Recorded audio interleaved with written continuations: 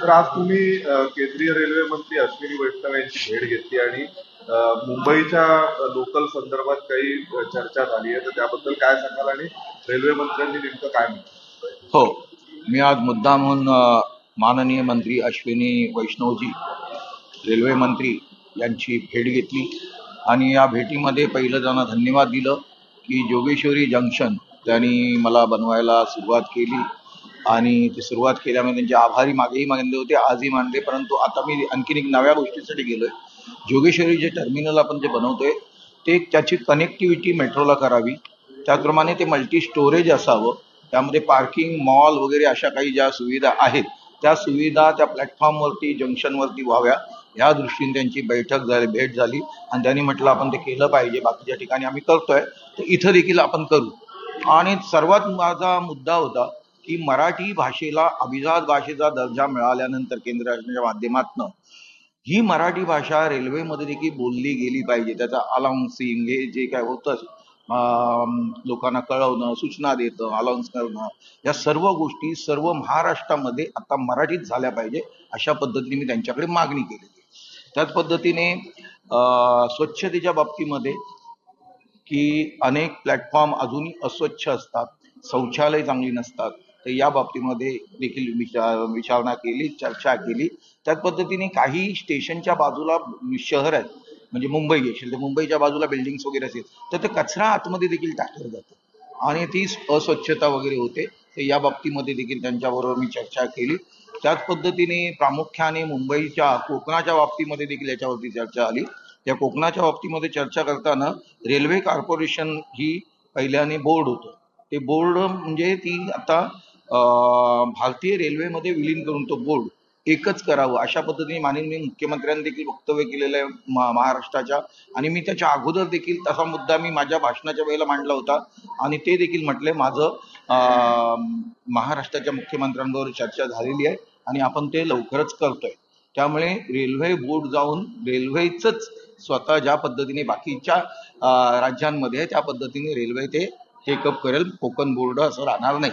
त्याच पद्धतीने double track 370 किलोमीटरचा ट्रॅक हा जर डबल केला तर आपण डबल ट्रॅकने जाऊ शकतो. नाही तर कोकणामध्ये जाताना तुम्हाला माहिती आहे, एखादी मालगाडी आली, पॅसेंजर आलं, काही आलं तर मेल आपली जी गाडी असते तर ती थांबते अर्धा अर्धा तास. तर अशा वेळेला डबल ट्रॅकची व्यवस्था होणे गरजेचं आहे. तर ते देखील त्यांच्याबरोबर मी त्याच्याबद्दल विचारणे केलं. कोकणाच्या बाबतीमध्ये सर्वात आणखीन केलं की ज्या वेळेला आपलं रायगडमध्ये आपल्याला माहिती आहे नदीचा पूल वगैरे गेला होता, तर अशा पद्धतीने जे तुमचे ब्रिजेस असतात म्हणजे रेल्वेचे ब्रिजेस असतात त्याचं देखील तुम्हाला स्ट्रक्चरल ऑडिट करायला पाहिजे.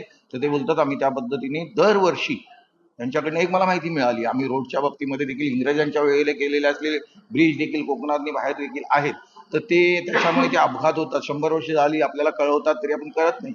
मग या बाबतीमध्ये देखील मी केलं होतं की ज्या वेळेला आपल्या इकडे आपण बोर्ड लावायचो, ॲडव्हर्टाइजमेंट बोर्ड, आणि त्याचा अपघात झाला होता मुंबई शहरामध्ये, त्या अनुषंगाने मी तो मुद्दा काढला होता की रेल्वे ज्या ठिकाणून जाते त्या ठिकाणी असे ब्रिजेस असतात, ते ब्रिजेसचं कन्स्ट्रक्शन तर त्याचं जे जुनं असेल तर त्याचं देखील स्ट्रक्चरल ऑडिट व्हायला पाहिजे. त्याने सांगितलं आम्ही दरवर्षी अशा पद्धतीने रेल्वे ज्या ज्या ठिकाणून जाते त्या ठिकाणच्या ब्रिजेसचं आम्ही स्ट्रक्चरल ऑडिट करतो. ही चांगली माहिती मला त्यांनी दिली, त्यामुळे एक त्या बाबतीत देखील केलं. आणि रेल्वेमध्ये कोकणामधली जी प्लॅटफॉर्म आहे यांची वरचे छप्पर्स वगैरे आणि स्वच्छता वगैरे पाहिजे, या बाबतीमध्ये देखील चर्चा झाली आणि पॉझिटिव्हली त्यांनी हे केलं.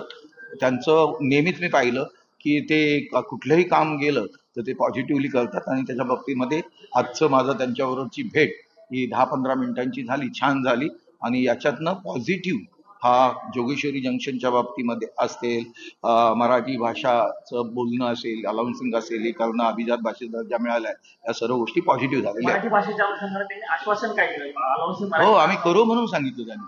आश्वासन यस आश्वासन दिले त्याने, आपण करू. कारण महाराष्ट्रामध्ये मराठी भाषा आहे, मराठी भाषा नाही बोलणार तर कुठली भाषा बोलणार? तर मराठी भाषा, हिंदी भाषा, इंग्लिश भाषा, तर मराठी भाषेला देखील प्राधान्य द्यावं, अभिजात भाषेचा दर्जा मिळालेला आहे आणि ते त्यांनी मान्य केलं. एक प्रश्न असा आहे की कोकणाच्या बाबतीत अनेकदा हा विषय उपस्थित केला गेला, कोकण रेल्वेच्या दुहेरी मार्ग करण्याचा, पण आतापर्यंत तो केला जात नव्हता. तर आता तरी त्यांनी म्हटलंय का की आम्ही तो करणार आहोत किंवा त्यांनी मला त्यासाठी- त्याच्यावरती देखील आमची चर्चा झाली. त्याला किती खर्च येईल, कसा येईल, एका पॅसेंजर मागे आम्हाला किती खर्च येतो वगैरे, ह्या सर्वांचं आम्ही झालं. तरी म्हटलं जरी किती खर्च आला काही झालं तरी ते म्हटले 20,000 कोटीचा खर्च येणार आहे.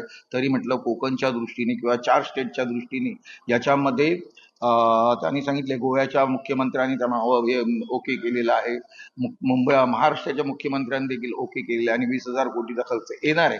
तर त्या बाबतीत म्हटलं लोकांच्या दृष्टीने आपल्याला हे करणं गरजेचं आहे. अशा पद्धतीने मी त्यांना बिंबवून दिलेलं आहे. त्यांचं त्यावर काय म्हणणं होतं पण कोकण रेल्वेचं कधीपर्यंत हे आमची चर्चा तेच चालली ना, किती खर्च येईल, कसा येईल, ते केलं पाहिजे एवढं माझं म्हणणं होतं आणि तुम्ही ते कराल अशा पद्धतीने मी मागणी केलेली आहे. राज्याचे माजी मंत्री आदित्य ठाकरे यांच्यावरती दिशा सालियन यांच्या वडिलांनी आरोप केले आहेत. त्यांनी प्रतिज्ञापत्र कोर्टात दिलेलं आहे.